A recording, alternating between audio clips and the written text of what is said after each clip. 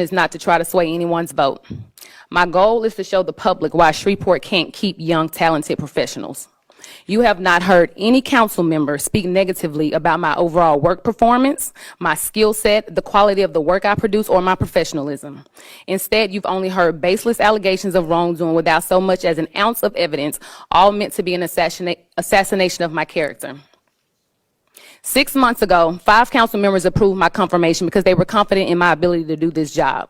Councilman Butcher or Talaferro didn't vote for me, but I gave them my word that I'd work for them as I would every other council member, and I have. Councilwoman Bowman told me I shouldn't do shit for them. However, I told her I would work as hard for them as I did for everyone else, and I kept my word. Anything I provide to all council members, they are included, and anything they've requested from me, I've provided. Neither of them can truthfully tell you anything differently. In fact, I have emails and recall multiple conversations with Councilman Talaferro where he has thanked me for my efforts, for me looking out for him, for providing him with necessary information, and for a job well done.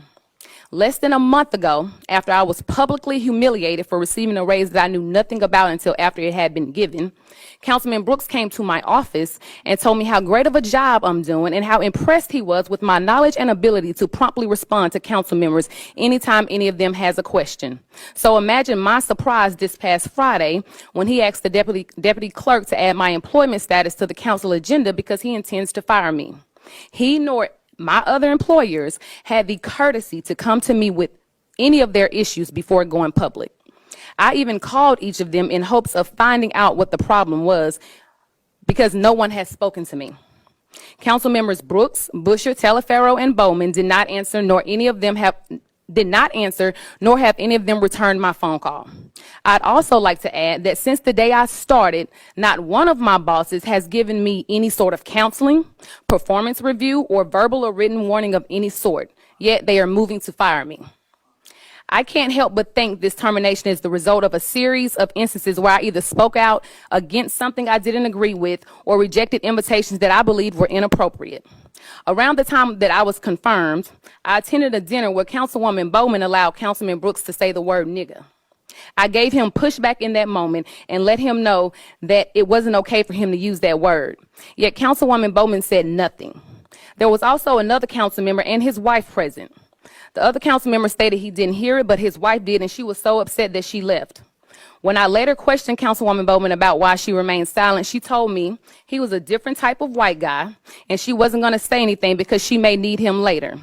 I guess she was right because she was able to convince him to take the lead on firing a young black woman so that she wouldn't have to be the face of it.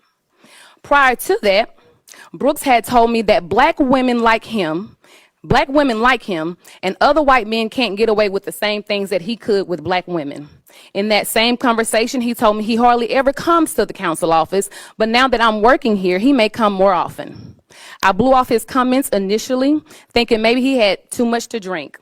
But after hearing him say the N-word, I knew he thought he could say and do whatever he wanted. After this, anytime Councilwoman Bowman asked me to join her and Councilman Brooks for drinks, I declined. When Councilman Brooks texted me past work hours, asking me if I was home or getting out tonight, I did not respond until the next morning.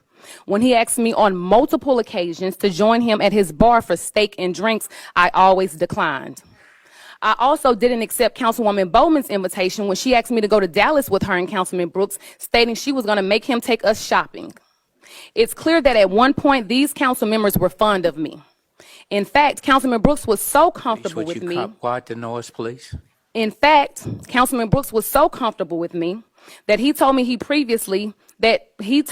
was previously in business with a young black man who he knew was a drug dealer, but he didn't care because he was making money off of the young man. He told me the only reason he cut ties with the young man is because he received a heads up that the young man was being investigated by the feds.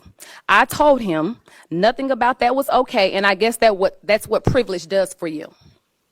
Likewise, the last time Councilman Brooks asked me to create legislation for him, he told me he wanted me to draft an ordinance that he knew would only affect Club Hayes and piss them off.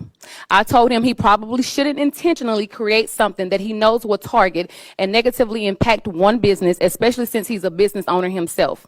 I subsequently spoke with the city attorney's office about the proposed legislation. He never came to me for legislation again.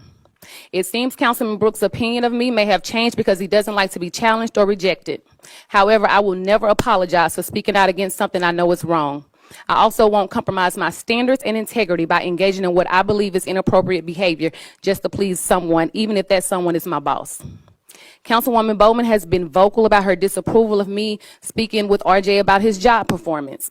She has a problem with me speaking directly to him about his work, yet she was okay with telling me how messy his clothes look, how bad his hygiene is, how he acts like a female at times, and how she knows he just sits in his office and does nothing. I never commented on these statements when she made them, but instead I made it very clear to her that any issue I have with RJ will be strictly based on his job performance, not anything petty or personal. The only reason I bring these things up now is because it appears I am being punished because I didn't go along with everything these council members have said or done. I'm being professionally punished for personal reasons. In the past month, multiple people have told me that they've asked Councilwoman Bowman what her problem is with me, and her response has been, "I just don't like that bitch," with no other explanation. Despite knowing this, I've continued to be nothing but professional towards her, respecting her as I do any of my employers. However, it is apparent to me that people in positions of leadership are allowing personal feelings, pride, and even race to get in the way of what's right. I've been accused of having an overinflated ego. I suppose that is because I have an opinion. I don't just sit down, shut up, and take whatever people try to feed me. And because I walk around with my head high even when some people do all they can to tear me down, I unapologetically use my voice. As the founder of a nonprofit in this city, I have young girls who look like me, growing up in similar circumstances as I did, who count on my voice because at times it's the only voice they have speaking up for them. If you knew my story and what I went through to get to where I am today, maybe you would understand why I walk and talk the way that I do. I don't know why my confidence intimidates or offends certain people, but I will not shrink myself to make others around me feel more comfortable, nor will I ever apologize for being secure in the gifts God placed inside of me. I love Shreveport and I love working for this city, but as I stated before, I'm not begging to stay in this position. Today, my goal is simply to lay out the facts for the public and let you all draw your own conclusions as to why you think these council members are now pushing for me to be fired. Each council member must decide what side of this you want to be on and vote with your conscience. To those council members who have continuously supported me and believe in my ability to help make Shreveport a better place, thank you. Serving under your leadership has been a true honor.